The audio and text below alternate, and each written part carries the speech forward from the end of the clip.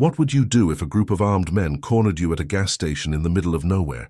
Most people would panic, run, or surrender. But for Ethan Walker, surrender isn't in his vocabulary, and what happens next will leave you speechless. The sun had barely risen over the quiet highway, casting long shadows across a dusty gas station in the middle of nowhere. A lone man stood by the pump, his rugged frame exuding a quiet strength. To the casual observer, he looked like just another traveler passing through, but the truth was far from ordinary. Unbeknownst to the group of bandits who pulled into the station moments later, this wasn't just any man. This was Ethan Walker, a retired Marine with a past steeped in combat and survival. Years of service had honed his instincts and reflexes to razor-sharp precision. But he'd long since traded the battlefield for a peaceful life on the open road. "Hey, old man," one of the bandits sneered, stepping out of a beat-up truck with a grin that didn't reach his eyes. "Got some spare cash for a couple of thirsty travelers?" The bandits laughed as they circled Ethan, their eyes filled with malice. What they didn't realize was that the quiet, unassuming man in front of them wasn't one to be underestimated. In the stillness that followed, Ethan's hand tightened subtly around his gas pump, his mind already calculating options. The bandits thought they had found an easy target, but they were about to learn a lesson the hard way. Never judge a book by its cover. The gas station sat at the crossroads of two forgotten highways, a relic from another era. Its peeling paint, rusted signage, and creaky fuel pumps stood as silent witnesses to countless stories of travelers passing through. Today, however, the stage was set for a different kind of story, one that would be whispered about long after the dust settled. Ethan Walker parked his motorcycle next to pump number 2, its chrome glinting faintly in the early morning sun. The leather saddlebags, worn from years of travel, carried everything he needed: a few clothes, tools, and a weathered photo of his late wife tucked into a hidden pocket. To him, this journey wasn't just about seeing the country. It was a way to find peace after years of chaos. His eyes, sharp and alert beneath the brim of his cap, scanned the desolate surroundings. The gas station attendant, a young man with earbuds in and a bored expression, leaned against the counter inside. The place was empty save for an elderly couple parked under the shade of a nearby tree, munching on sandwiches. Ethan liked it that way, quiet, unassuming, but the peace didn't last. The low rumble of an approaching vehicle broke the silence, growing louder until a dusty truck screeched into the station. Its bed was piled with tools and junk, and 3 men jumped out, their boots crunching against the gravel. They wore denim jackets and bandanas, tattoos snaking up their arms. One carried a crowbar slung casually over his shoulder, while another flicked a lighter on and off in a nervous rhythm. Ethan's instincts kicked in immediately. He kept his movements slow, nonchalant, as he resumed fueling his bike. But his mind raced, cataloguing details. The way the man with the crowbar seemed to be the leader, the tension in their body language, the way they scanned the area for witnesses. "Hey, old man," the leader called out, sauntering over with a smug grin. "Got any spare cash? Looks like you're riding pretty fancy there. Bet you got some to share." Ethan turned his head slightly, his face calm, almost bored. "Just passing through," he said, his voice steady. "Not looking for trouble." "Well, trouble's looking for you," the man sneered, stepping closer. His 2 friends spread out, one idly inspecting Ethan's bike while the other lingered near the gas station entrance. The attendant inside, oblivious to the brewing tension, tapped away on his phone. Ethan sighed inwardly. He'd hoped for a quiet morning, but life had a way of throwing curveballs when he least expected them. "Look, fellas," he said, setting the pump back in its holder. "I don't want any problems. Why don't you move on and let me finish here?" The leader's grin widened. "Not so fast, Grandpa. We're just getting started." The man by the bike kicked the front tire lightly, testing its reaction. "Nice ride," he said, his voice laced with sarcasm. "Bet it'd fetch a good price." Ethan's jaw tightened, though his expression remained calm. "You don't want to do that," he warned, his tone low and measured. The leader laughed, turning to his friends. "Oh, you hear that? He's giving us advice now. What are you, some kind of tough guy?" Ethan didn't respond. His silence, coupled with the faintest hint of a smirk, seemed to irritate the man. "I asked you a question," the leader barked, stepping forward and jabbing a finger into Ethan's chest. That was the moment the air changed. Ethan's eyes, once calm and distant, sharpened into a piercing gaze that froze the leader mid-motion. The shift was subtle yet unmistakable. The quiet man was no longer just a traveler minding his own business. Behind them, the elderly couple had noticed the commotion and quickly drove off, and their sandwiches forgotten. Inside, the gas station attendant finally looked up, his eyes widening as he realized what was happening. The man by the bike reached for the saddlebags, his hand brushing the leather. "I'd leave that alone if I were you," Ethan said, his voice even but carrying a weight that made the man hesitate. "What? This?" the man replied, pulling at the strap mockingly. Ethan moved then, not quickly but with deliberate purpose. He stepped forward, his hand snapping out to grip the man's wrist. The strength in his grasp was unexpected, and the man yelped, dropping the bag as Ethan released him just as swiftly. The leader stepped back, his grin faltering. "You've got some nerve, old man," he growled, gripping the crowbar tighter. Ethan raised an eyebrow. "And you've got poor judgment." The tension thickened, the quiet morning now crackling with the promise of a storm. Ethan knew there was no avoiding what came next, but he also knew one thing for certain. These men had no idea what they were about to face.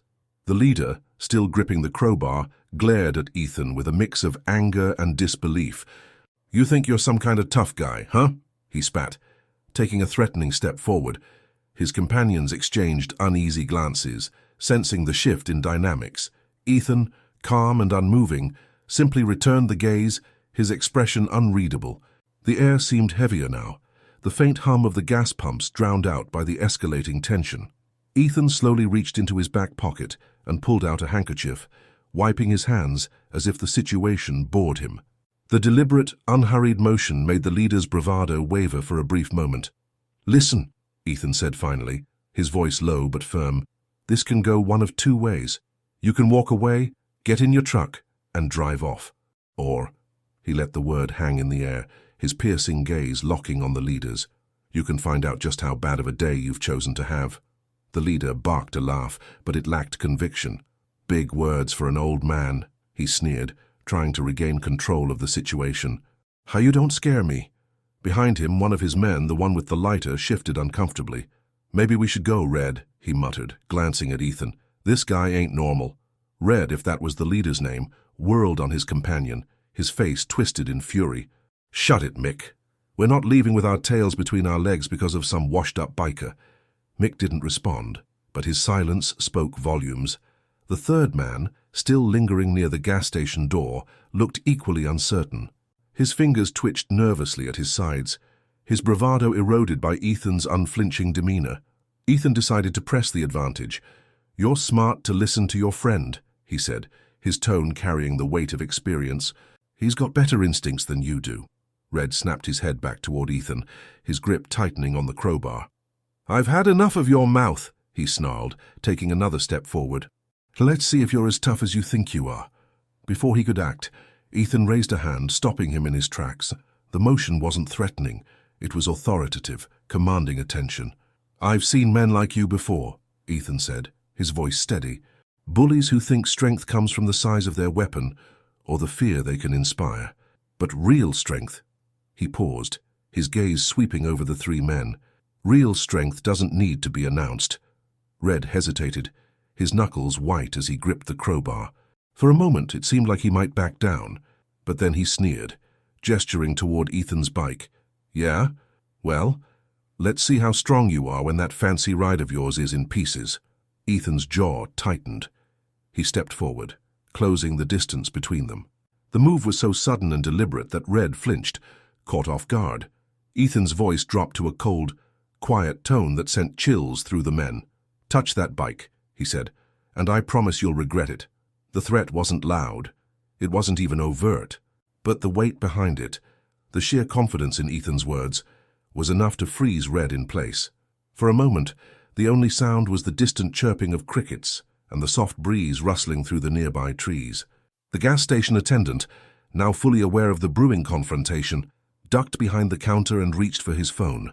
He fumbled with it, debating whether to call the police, but something in Ethan's demeanor made him pause. This wasn't the kind of situation that the local sheriff would fix. It felt like something bigger. Mick took a step back, his voice shaky as he addressed Red. "Red, seriously, let's just go. This guy's not worth it." But Red's pride was a stubborn thing. He turned to his companions, growling, "If you two are too scared to back me up, fine. But I'm not letting this punk talk to me like that." Ethan's eyes narrowed. "You're not leaving yourself much of a choice," he said. "Walk away now, and we all go on with our day."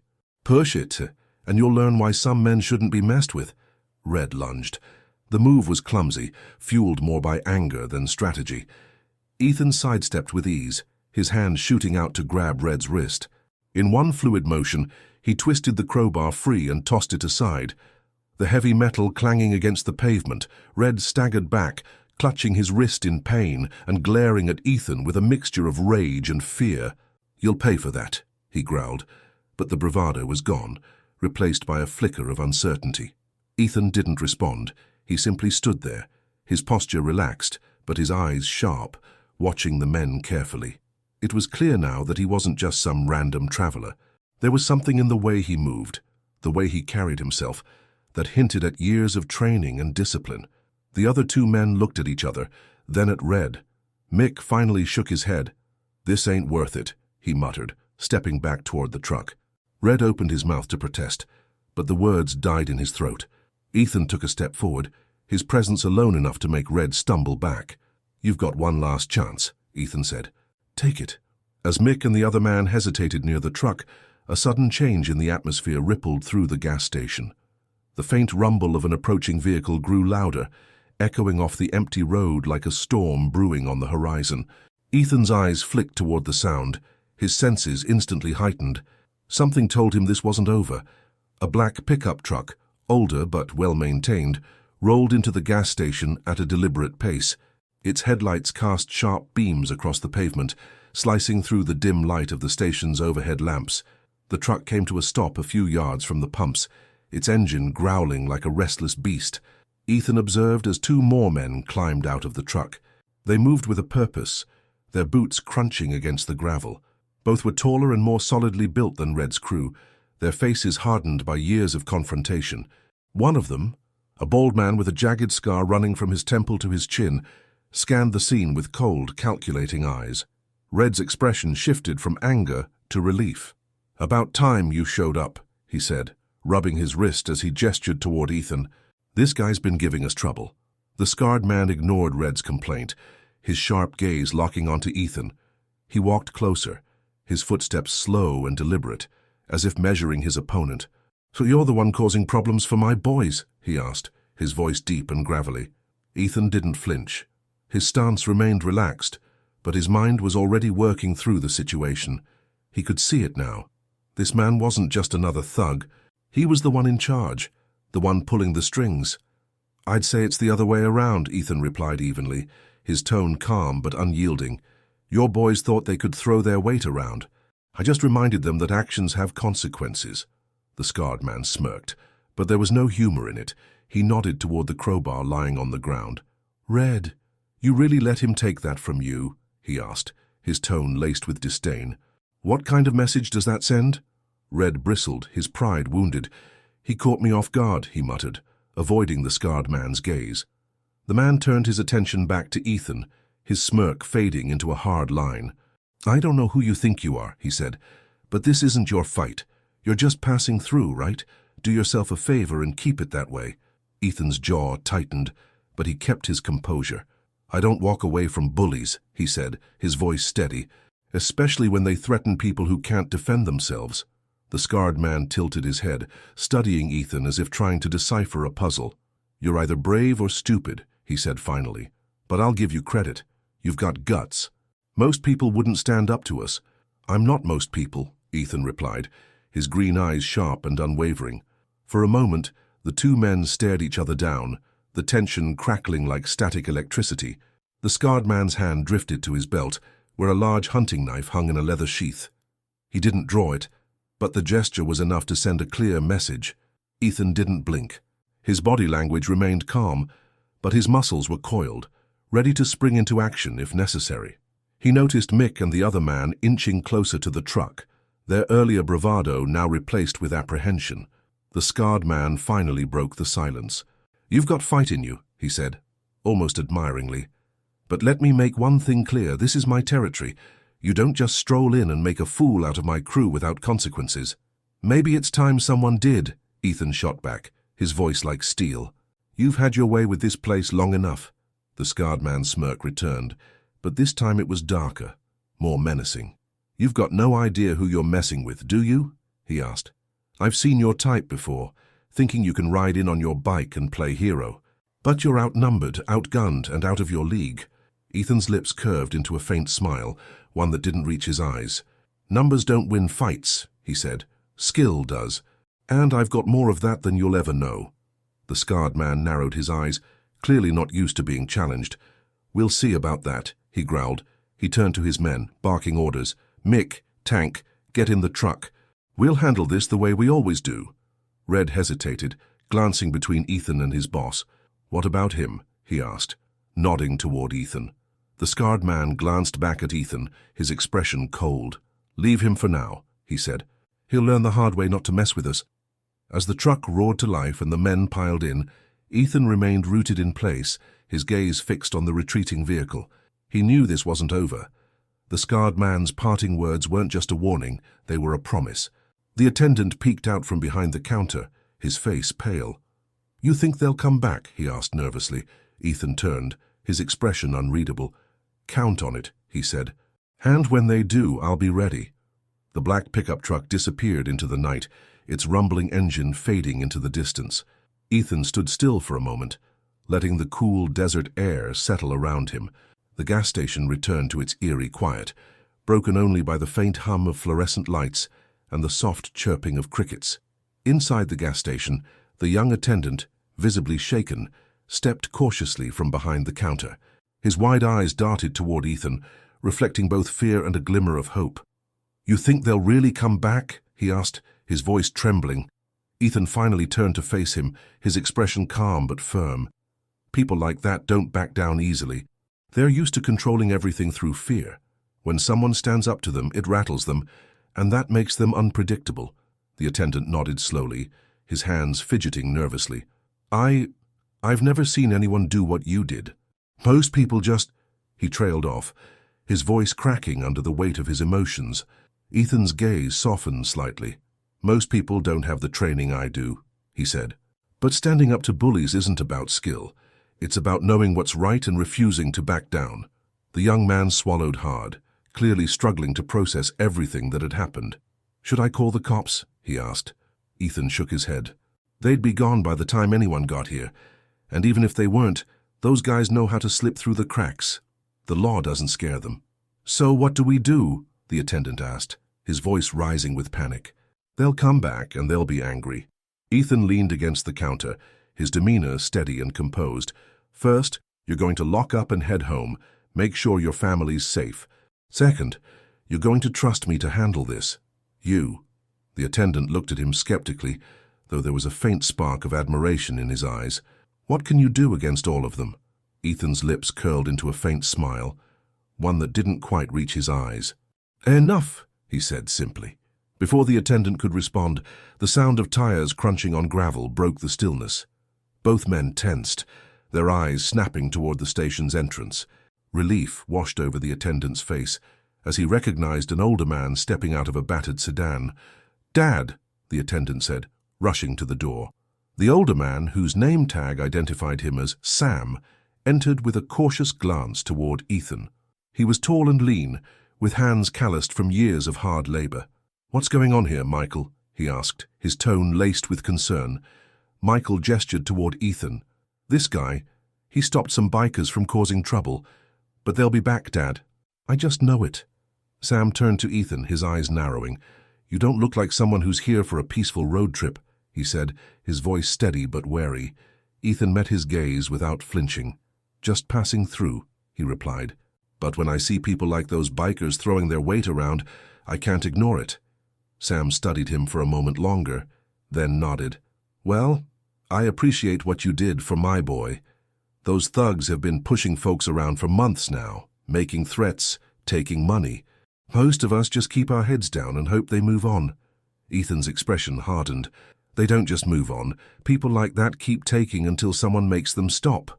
Sam sighed, his shoulders sagging under an invisible weight. "And how exactly do you plan to make them stop?" he asked. "There's only one of you and a lot of them." Ethan's voice was calm, but carried an undeniable edge. "I've dealt with worse odds." Sam's eyes flicked to the scars on Ethan's forearms and the way he carried himself, as if every movement was calculated. "You're military, aren't you?" he asked. Ethan nodded. "Army Ranger." Sam exhaled sharply, a mix of respect and worry crossing his face. "Well, Ranger, I hope you know what you're doing. These guys aren't just random punks. They've got connections, people who won't like it if you start making waves." "I've been making waves my whole life," Ethan replied. Michael stepped forward, his earlier fear giving way to resolve. "What can I do to help?" he asked, his voice steady for the first time since the encounter began. Ethan glanced at him, a hint of approval in his eyes. "Lock up the station and stay out of sight. If they come back tonight, I'll handle it. But you'll need to be ready for tomorrow." "Tomorrow?" Michael asked, confused. Ethan's gaze swept over the quiet gas station and the dark road stretching into the distance. "They'll want to send a message," he said. "But so will I." Sam and Michael exchanged a glance, uncertainty etched on their faces. But there was something about Ethan, his calm demeanor, his unwavering confidence, that made them believe he could pull off the impossible. "All right," Sam said finally. "We'll trust you." Ethan nodded and stepped out into the night, his silhouette cutting a striking figure under the flickering lights. The stillness of the desert wrapped around him, but his mind was anything but quiet. He knew the real fight was just beginning, and he would need every ounce of his training to see it through. As the gas station's lights dimmed and the last customer's car pulled away into the darkness, Ethan remained outside, scanning the vast expanse of desert road. The silence stretched on, heavy and oppressive, but his mind was a battlefield of calculated strategies. He didn't have the luxury of underestimating his opponents. These weren't ordinary troublemakers. They were organized, and their intent went far beyond petty intimidation. Inside the gas station, Michael locked the doors as instructed, glancing nervously toward his father. "Sam, Dad, do you really think he can stop them?" he asked, his voice barely above a whisper. Sam exhaled deeply, his gaze fixed on Ethan, standing immovable under the flickering light. "I don't know, son," he admitted, "but I know this. He's the first person I've seen who's not afraid to try." Michael nodded slowly, but doubt lingered in his eyes. "And what if trying isn't enough?" Outside, Ethan's sharp hearing picked up the faint, distant growl of engines. His eyes narrowed as he turned toward the road. The sound grew louder, rumbling like an approaching storm. They were coming. The headlights appeared first, cutting through the darkness like twin blades. Then came the hulking silhouettes of motorcycles, their riders clad in leather jackets, adorned with patches that marked their allegiance to a notorious gang known as the Iron Wolves. Ethan counted 5 bikes, each one roaring with defiance as they slowed to a stop at the edge of the gas station's lot. From the middle of the pack, a tall, broad-shouldered man dismounted. His jacket bore a patch that read Alpha, and his presence radiated authority. This was no mere henchman, this was their leader. Behind him, the other riders followed suit, their movements calculated and synchronized. These men weren't amateurs. The leader's piercing gaze locked onto Ethan, who stood unflinching in the pool of light from the gas station's sign. "You're the one who stepped out of line earlier," the leader called out, his voice carrying a dangerous edge. Ethan tilted his head slightly, his expression unreadable. "I didn't step out of line," he replied. "I just drew one you shouldn't cross," the leader smirked, his white teeth gleaming under the dim light. "Cute," he said, "but you see, this place, it's ours now.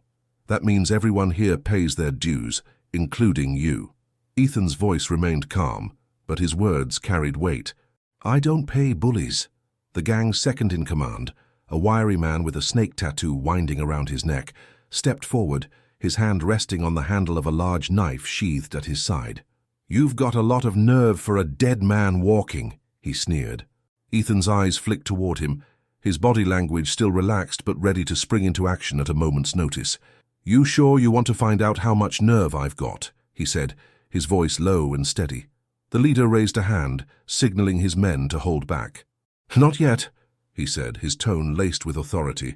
"Let's not waste good muscle on a hothead." Turning his attention back to Ethan, the leader's smirk widened. You think you're doing this town a favor, don't you? Standing up to the big bad wolves. But you've got no idea who you're messing with. Ethan stepped forward, closing the distance between them.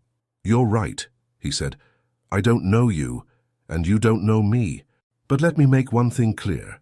I've dealt with bigger threats than you in places far worse than this. The leader's smirk faltered for a brief moment, but he quickly masked it with a laugh. Is that supposed to scare me? It's not a warning, Ethan said, his voice cold and deliberate. It's a promise. The gang leader's amusement evaporated, replaced by a hard, calculating expression. All right, soldier boy, he said, his tone now icy. You want to play hero? Let's see how far that gets you. With a sharp motion, he turned to his men. Let's send him a message. Tear this place apart. The gang members surged forward, their boots pounding against the pavement as they approached the gas station. Inside, Michael and Sam watched in horror as the iron wolves began smashing windows and kicking over displays. One rider struck the gas pumps with a crowbar, sending sparks flying. Dad, we have to stop them, Michael said, panic rising in his voice. Stay back, Sam ordered, his voice firm despite the fear in his eyes. He told us to trust him. Outside, Ethan moved with purpose, his eyes scanning the chaos. He could see the gang's weak points, their overconfidence, their lack of discipline. These weren't warriors. They were opportunists hiding behind bravado. As one of the bikers turned to swing his crowbar at a pump, Ethan moved. He closed the distance in seconds, his fist connecting with the man's jaw in a single, devastating strike. The biker crumpled to the ground, unconscious before he hit the pavement. The remaining riders hesitated, momentarily stunned by Ethan's speed and precision. Who's next? Ethan asked, his voice cutting through the night like a blade. The leader's eyes narrowed as he stepped forward. This isn't over, he growled. Not by a long shot. The gas station was a battlefield, littered with broken glass and debris. The unconscious biker sprawled near the pumps was a stark warning to the rest of the gang, but their leader's defiant glare held them in place. Ethan stood in the middle of the chaos, his posture unyielding, his piercing gaze daring anyone to make the next move. Inside the gas station, Michael's hands trembled as he peeked out from behind the counter. He's outnumbered, Dad, he whispered.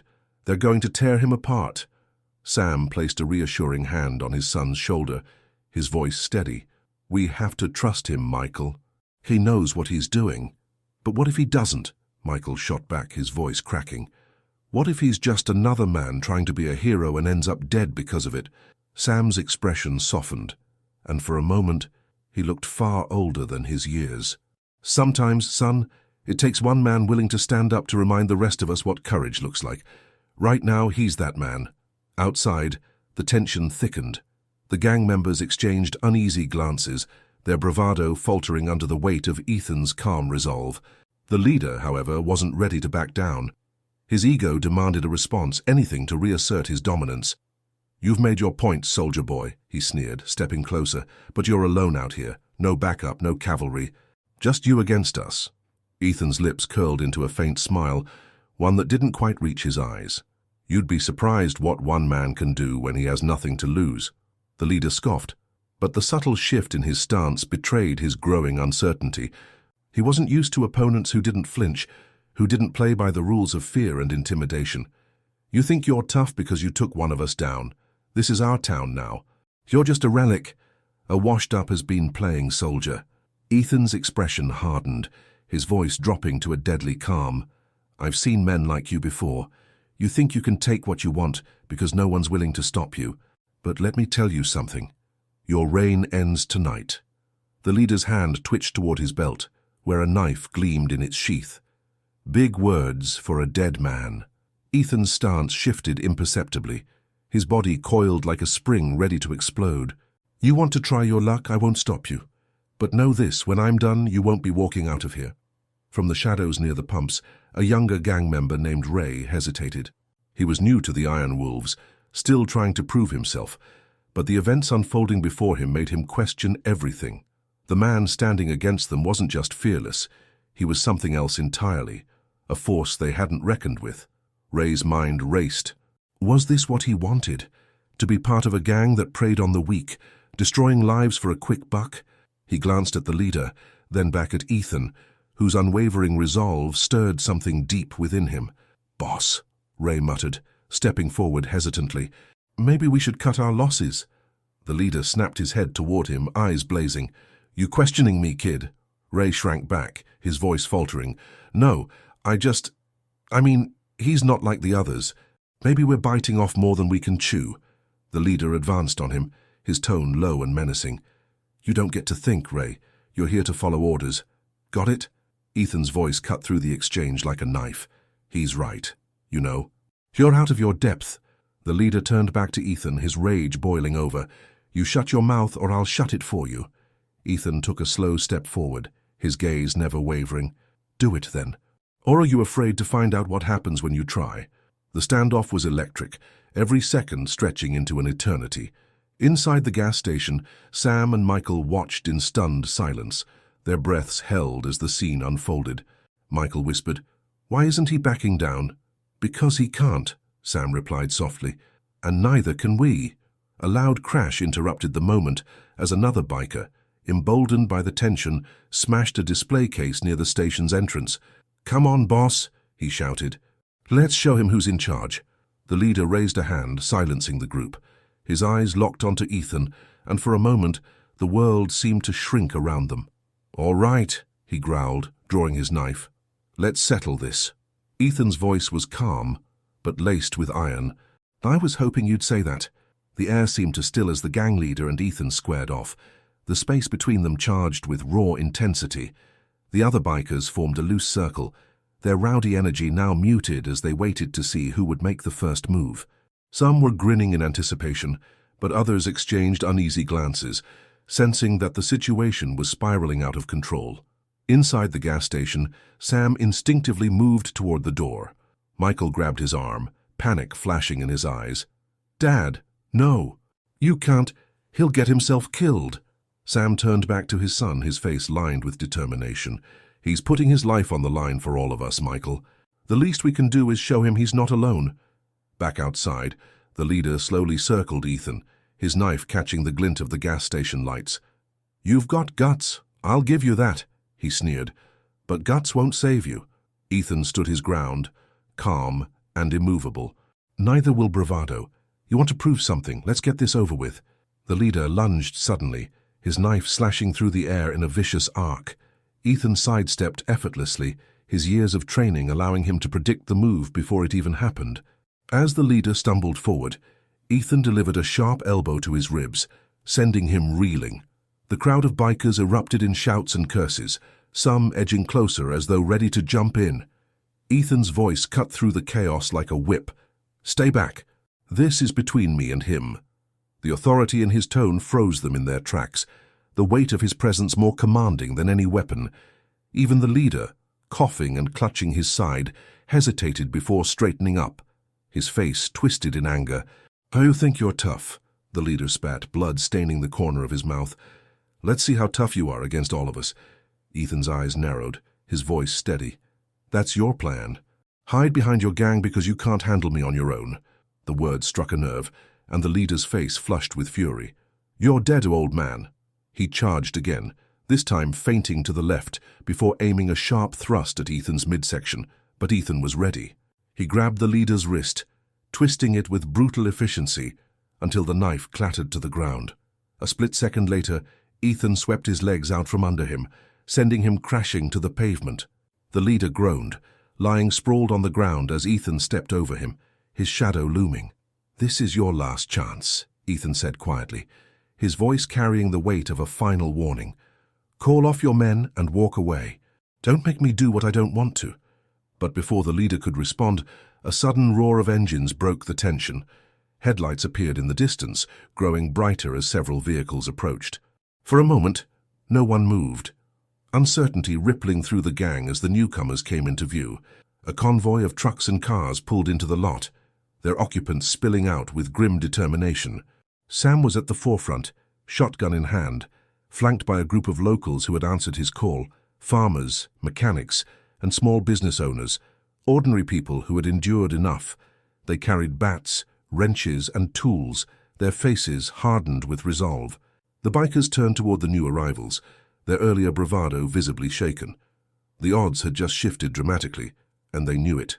One of the gang members, A wiry man with a jagged scar across his cheek stepped forward, his voice tinged with desperation.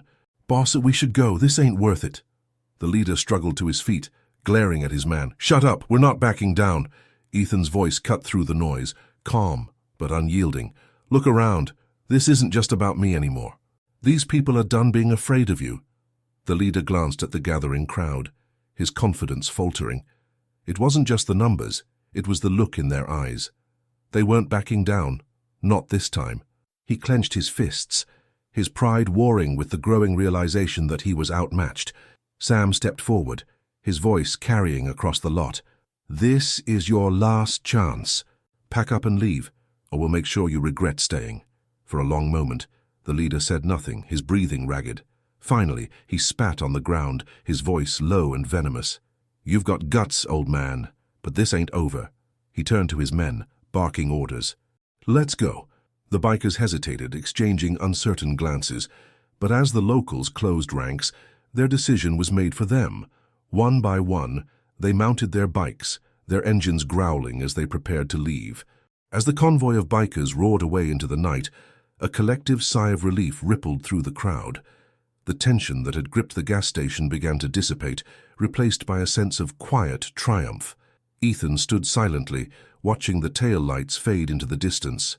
His shoulders relaxed, but his eyes remained sharp, scanning the lot for any lingering threats. Sam approached him, extending a hand. "You didn't have to do this, but you did. Thank you." Ethan shook his hand firmly, a faint smile tugging at the corners of his mouth. "Sometimes you've got to stand up, no matter the odds."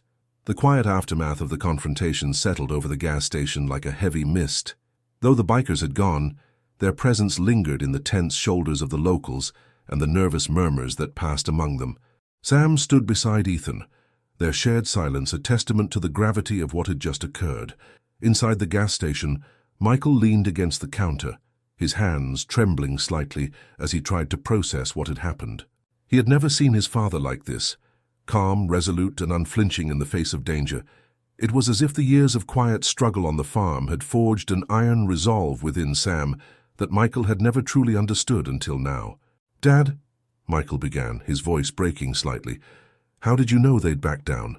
Sam turned to him, his expression softening. "I didn't, son, but I knew we couldn't let them run over us anymore.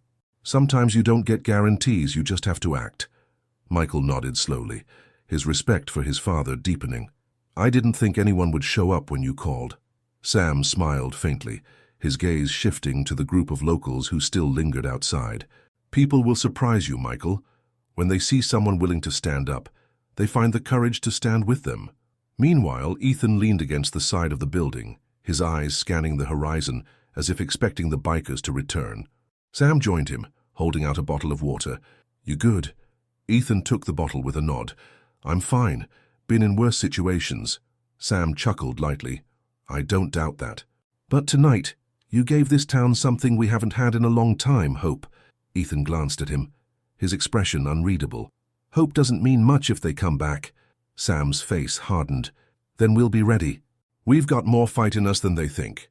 Ethan's lips twitched into the faintest of smiles. "You're tougher than you look, Sam." As the crowd began to disperse, a few people stopped to thank Ethan personally. A young mechanic named Luke, his hands still greasy from a day's work, approached hesitantly. "Mr. Carter," Luke said, his voice filled with awe. "What you did out there, I've never seen anything like it." Ethan shook his head. "It wasn't just me. Everyone here played a part. That's what it takes, standing together." Luke nodded earnestly. "If they come back, I'll be ready." Ethan placed a hand on Luke's shoulder. "Good. But remember, bravery doesn't mean looking for a fight. It means standing up when the fight comes to you." Inside, Sarah, the gas station cashier, approached Sam with a cup of coffee. "It's on the house," she said softly, her hands trembling as she set it down on the counter. "Thank you for everything." Sam gave her a kind smile. "You didn't have to do that, Sarah." Tears welled in her eyes. "Yes, I did. You don't know what it's been like, living in fear every day. What you and Ethan did tonight, it changed things." Sam reached across the counter, taking her hand in his. "Oh, you're stronger than you think, Sarah. Don't forget that." As the night deepened, the gas station grew quieter. Ethan, Sam, and Michael sat together at one of the outdoor tables, the faint hum of crickets filling the air. For the first time in hours, there was a sense of peace. "You never did tell me," Sam said, breaking the silence. "Why were you at the gas station tonight, Ethan?" Ethan took a long sip from his water bottle, his gaze distant. "I was just passing through, looking for something." Sam raised an eyebrow. "Something." Ethan hesitated, then sighed. "A reason to keep going. A place that still feels worth fighting for." Sam nodded slowly, understanding more than Ethan had intended to reveal. "You found it here tonight. Whether you stay or move on, you've made a difference." Ethan didn't respond immediately. Instead, he looked out into the darkness, his mind wrestling with unspoken thoughts. Finally, he said, "Sometimes a fight reminds you who you are." Michael, who had been listening quietly, spoke up. "You're not just a fighter, Ethan. You're a protector. There's a difference." Ethan glanced at him, surprised by the insight. "You're smarter than you let on, kid." Michael smiled sheepishly, the tension in his shoulders easing for the first time all night. "I learned from the best." As midnight approached, the last of the locals headed home, leaving the gas station in peaceful silence. Sam stood and stretched, his back aching from the night's events. "We should get going too," he said, turning to Ethan. "But if you ever need a place to rest, you've got one here." Ethan met his gaze, a flicker of gratitude crossing his face. "I'll keep that in mind." Sam nodded, clapping him on the shoulder before heading to his truck. Michael followed, glancing back at Ethan one last time. "Thank you," he said simply, his voice heavy with sincerity. Ethan gave him a brief nod, watching as the truck pulled out of the lot and disappeared into the night. The gas station was empty now, save for Ethan. He leaned back against the table, staring up at the stars. The road ahead was still uncertain, but for the first time in a long time, he felt a spark of purpose. The calm that had settled over the gas station proved to be fleeting. As the early hours of morning crept in, the distant growl of motorcycle engines shattered the stillness. Ethan, still seated outside, instinctively tensed, his hand drifting toward the handle of the knife strapped to his belt. His sharp ears picked up the unmistakable sound of multiple bikes, a pack, not just a few stragglers. From the direction of the highway, headlights pierced the darkness, casting long shadows over the station. One by one, the bikers rolled in, their engines roaring like wild beasts. This wasn't the same small group from earlier. There were at least 10 of them now, each wearing the same leather jackets with the patch of a snarling wolf stitched on the back. Ethan's jaw tightened as he rose to his feet. His instincts screamed that this was retaliation, a show of force from a group unwilling to let their earlier humiliation go unanswered.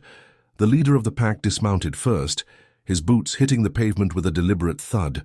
He was taller and broader than any of the others, his heavily tattooed arms glistening with sweat under the station's dim lights. A large scar carved across his left cheek gave him a menacing look, his narrowed eyes locking onto Ethan with predatory intent. "So, you're the cowboy who thought he could humiliate my boys," the leader sneered, his voice dripping with venom. "Name's Kane, and I don't take kindly to people messin' with my crew." Ethan didn't flinch. He stood his ground, his posture calm but ready. "Your boys messed with the wrong man," he replied evenly, "and now you're here to make the same mistake." Kane barked out a laugh, though there was no humor in it. "You've got guts, I'll give you that, but guts won't save you tonight." He gestured to his crew, who began spreading out in a semicircle around Ethan. The growl of their engines persisted, the sound amplifying the tension. Ethan's sharp eyes scanned his surroundings, cataloging every detail. He counted the bikers, noted their positions, and spotted the weapons some of them carried: chains, knives, and a few with pistols tucked into their belts. His mind worked quickly, assessing options and formulating a plan. But then something unexpected happened. A familiar pickup truck roared into view, its headlights slicing through the darkness like a beacon. Sam's truck skidded to a stop near the gas station's entrance, and the older man climbed out, his expression set in stone. Michael followed close behind, stepping out of the passenger side. Though nervous, he clutched a heavy wrench in his hand, his resolve clear. "We couldn't leave you alone," he said firmly, joining Ethan. Ethan's lips twitched into a faint smirk. "Told you this wasn't your fight." Sam stepped up beside him, his gaze fixed on Kane. "You helped us earlier, Ethan. Now it's our turn." Kane's smirk faltered as he watched the unlikely trio stand together. "You're out of your league, old man," he growled, gesturing to his crew. "This isn't a farm or a fairground. This is war." Sam met his gaze, unflinching. "You think I don't know what war looks like? I've seen it in different forms my whole life. And I've learned one thing: you don't back down when bullies come calling." The tension in the air grew thick enough to cut with a knife. Kane's crew began advancing, their boots crunching against the gravel. The faint sound of a siren in the distance briefly pierced the night, but it was still far away, leaving no hope for immediate help. Ethan glanced at Sam and Michael. "If you're staying, you follow my lead." "I understand."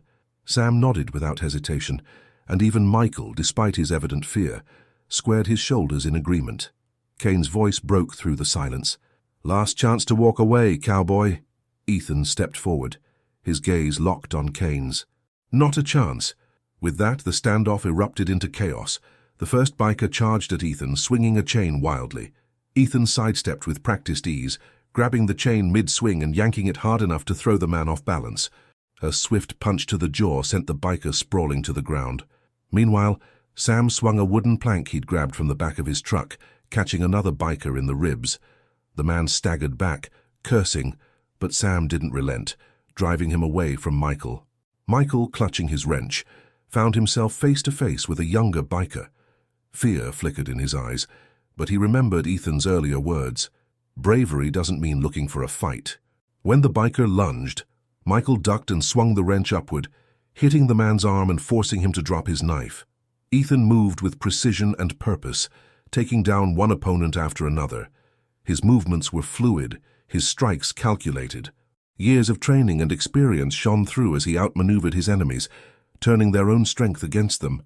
Kane, watching from the sidelines, clenched his fists in frustration. His crew was faltering, their confidence unraveling in the face of Ethan's skill and the unexpected resistance from Sam and Michael. But the fight was far from over. Kane finally stepped into the fray, pulling a large knife from his belt. He advanced on Ethan, his intentions clear. "For you think you're some kind of hero," Kane snarled, slashing the blade through the air. "You're just a washed-up has-been." Ethan didn't respond. Instead, he waited, his muscles coiled like a spring, ready to strike. Kane lunged, and the fight reached its boiling point. Kane lunged forward with the knife, its blade glinting under the harsh lights of the gas station. He was quick, his movements sharp and aggressive, but Ethan was quicker. He sidestepped the attack with the grace of a seasoned fighter, grabbing Kane's wrist mid-swing and twisting it with calculated force. The knife clattered to the ground, and Kane let out a growl of frustration as Ethan shoved him backward. "How you've got moves, I'll give you that," Kane spat, shaking out his wrist. "But skill alone won't save you." Ethan remained silent, his emerald green eyes locked on Kane, reading every twitch, every muscle movement. The years of battle-hardened experience in the military had taught him to anticipate an opponent's next move, to find the cracks in their facade. Kane, for all his bravado, was rattled, and Ethan could see it. Around them, the gas station remained a battleground. Sam was holding his own against a wiry biker who had managed to corner him near the pumps. Using the length of the wooden plank as both a shield and a weapon, Sam deflected every wild swing the man threw his way. The older farmer's strength and resolve were a stark contrast to his opponent's frantic aggression. Michael, on the other hand, was struggling. Though he had fended off one attacker, another biker had pinned him against a car. The younger man's face was pale, his breathing ragged as he tried to wrestle free. Ethan caught sight of him out of the corner of his eye, and something flickered across his face. Concern, but not panic. Kane saw the momentary distraction and took advantage.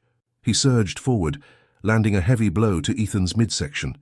The impact forced a grunt from Ethan as he staggered back, but he quickly recovered, his stance firm once more. "You care about them," Kane sneered, gesturing towards Sam and Michael. "That's your weakness." Ethan straightened, his expression hardening. "You don't know the first thing about strength." In one fluid motion, Ethan swept his leg across the ground, catching Kane off balance and sending him sprawling. As Kane hit the pavement, Ethan closed the distance, planting a boot firmly on the biker leader's chest. The tables had turned, and the once dominant Kane was now at Ethan's mercy. The sounds of the surrounding fight seemed to fade as the two men stared each other down. Ethan leaned in slightly, his voice low and steady. Strength isn't about intimidation or power. It's about protecting the people who matter. And right now, you're the biggest threat here. Before Ethan could decide his next move, a sudden shout drew his attention. One of the bikers had grabbed a fuel nozzle and was holding it like a weapon, threatening to ignite it with a lighter.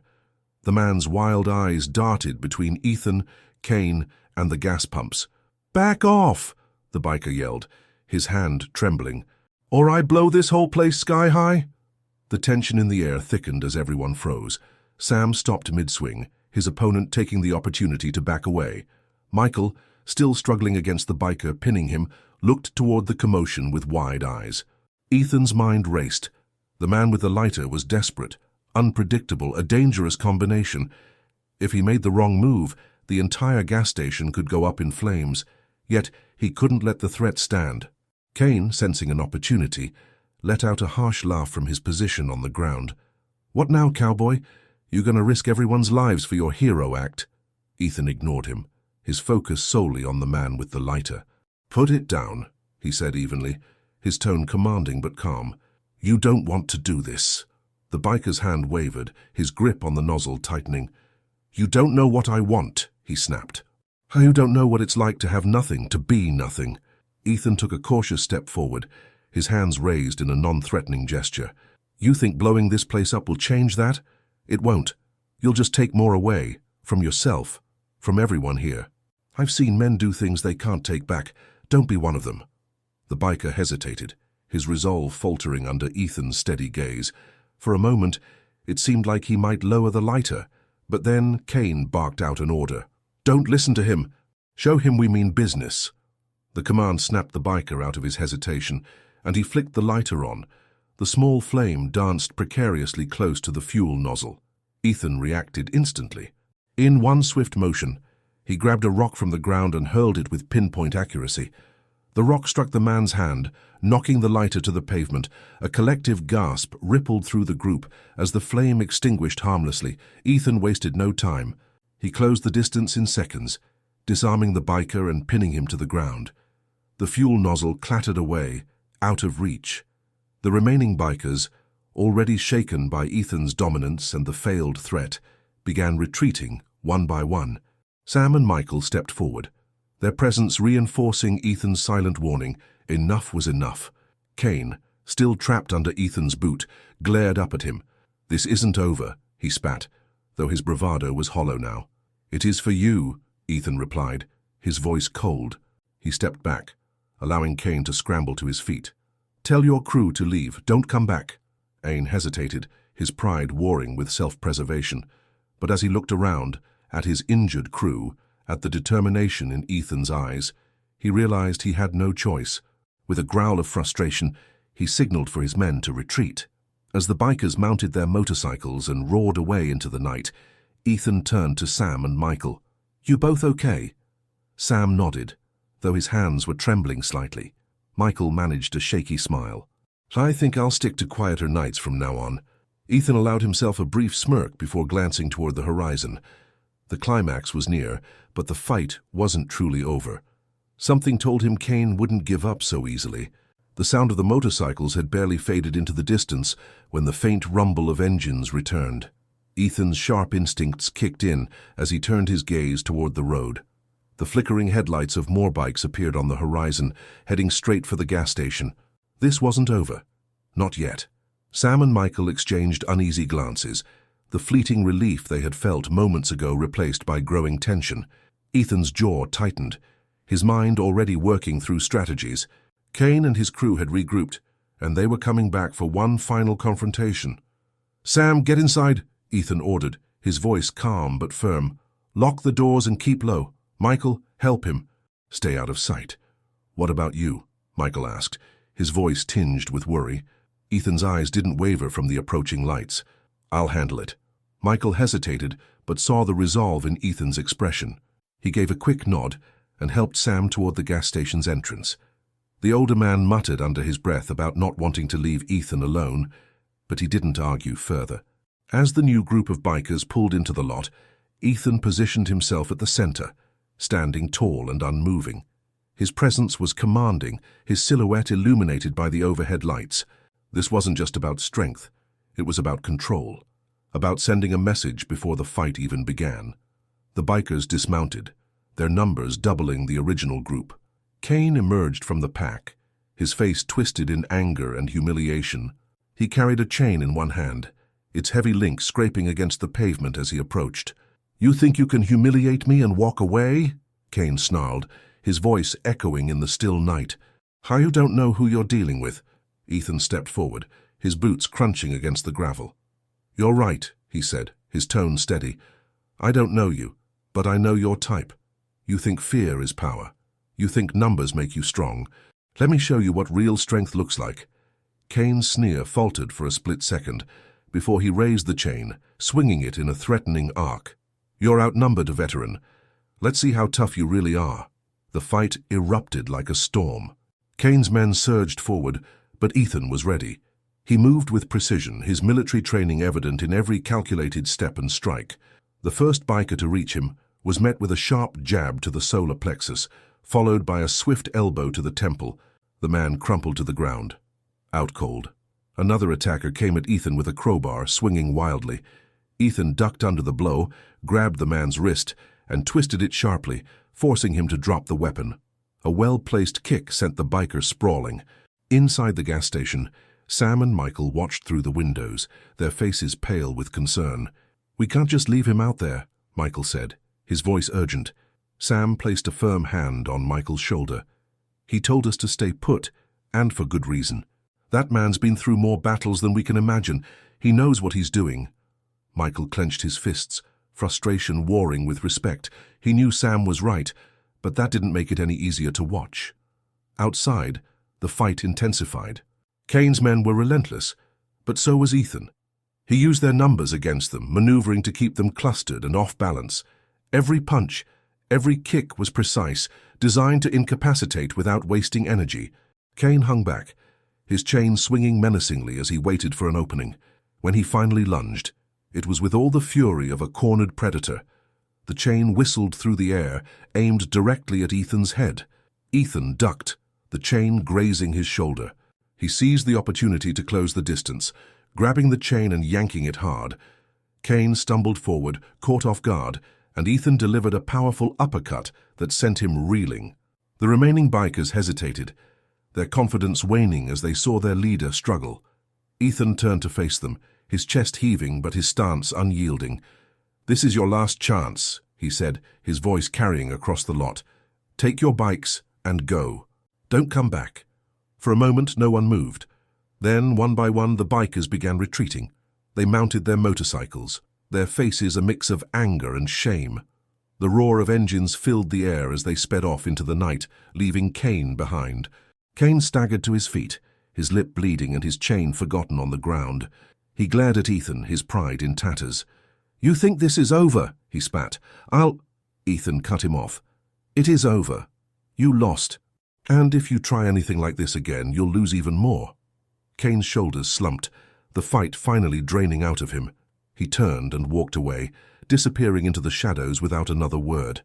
As the dust settled, Sam and Michael emerged cautiously from the gas station. They approached Ethan, their faces etched with gratitude and relief. "You all right?" Sam asked, his voice rough with emotion. Ethan nodded, wiping sweat from his brow. "I've had worse." Michael looked at the scattered remnants of the fight, then back at Ethan. "You didn't just protect us tonight. You stood up for everyone they've been terrorizing." Ethan met his gaze, his expression softening. "Sometimes, all it takes is one person to say no more." The three men stood in silence for a moment, the weight of the night settling over them. In the distance, the first light of dawn began to break, casting a soft glow over the gas station. It was a new day, and for Ethan, Sam, and Michael, it felt like a new beginning.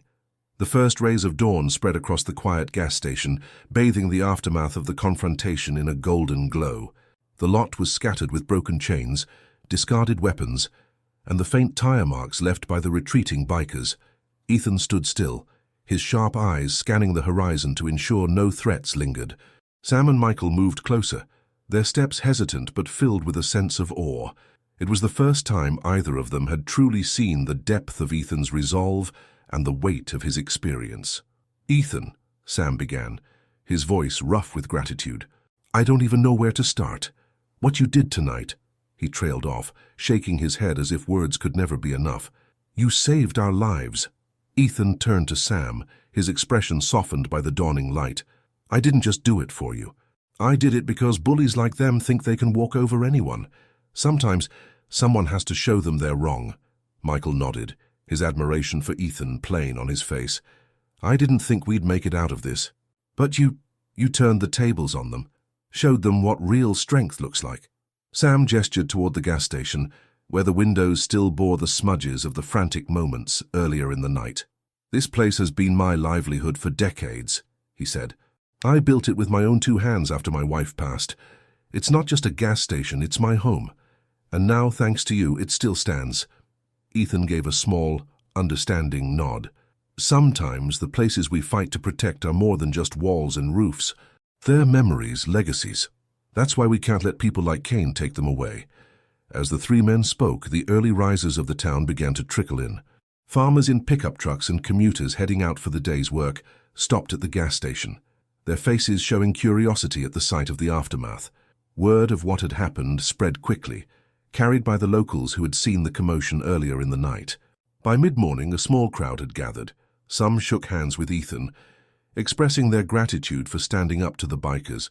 Others simply stood in awe, knowing that they owed their newfound sense of safety to a man who had once lived among them quietly, unassuming but ever watchful. One woman, Mary Ann, whose family owned the diner across the road, approached Ethan with tears in her eyes. "They've been threatening me for weeks," she admitted. "I was too scared to say anything, but now they're gone." Ethan placed a reassuring hand on her shoulder. "You're not alone anymore," he said. "This town isn't a place for fear. Not anymore." Sam stepped forward, his gruff demeanor momentarily replaced by a rare smile. "You hear that, Mary Ann? He's right. We've got each other. That's what matters." As the morning wore on, Ethan began to feel the weight of the night's events. He excused himself from the crowd and walked to a small hill overlooking the station. The view was serene, the town stretching out beneath the soft glow of the morning sun. For the first time in years, he felt a sense of peace, a feeling that perhaps his return had meaning. Michael joined him after a few minutes, carrying 2 mugs of steaming coffee. "Thought you could use this," he said, handing one to Ethan. Ethan accepted it with a nod of thanks. They stood in silence for a while, the breeze carrying the faint sounds of the town below. "You ever think about settling down here?" Michael asked eventually. "The town could use someone like you, we all could." Ethan's gaze remained fixed on the horizon. "I don't know," he admitted. "I've spent so long moving from place to place, never staying anywhere long enough to call it home. But after last night, maybe it's time to stop running." Michael smiled, sensing the hint of hope in Ethan's words.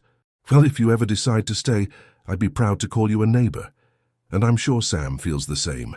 Ethan chuckled softly, the sound carrying a hint of relief. "Thanks, Michael. I'll think about it." As the sun climbed higher, the crowd at the gas station began to disperse.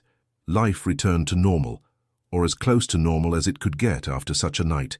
But there was a newfound energy in the air, a collective sense of unity that hadn't been there before.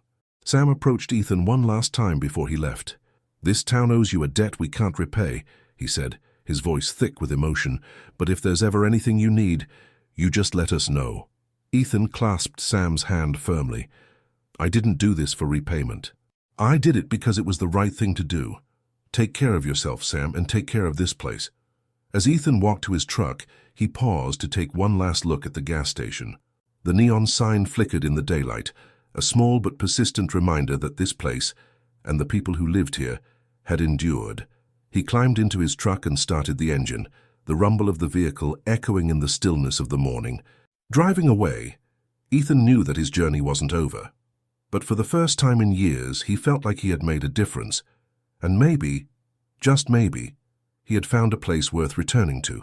This story of courage and resilience is just one of many tales we share on this channel. If Ethan's stand inspired you, don't miss out on our next story. Hit that subscribe button and turn on the notification bell so you never miss an upload. And if you're ready for more, click on one of the videos on your screen right now. You won't regret it. Thanks for watching.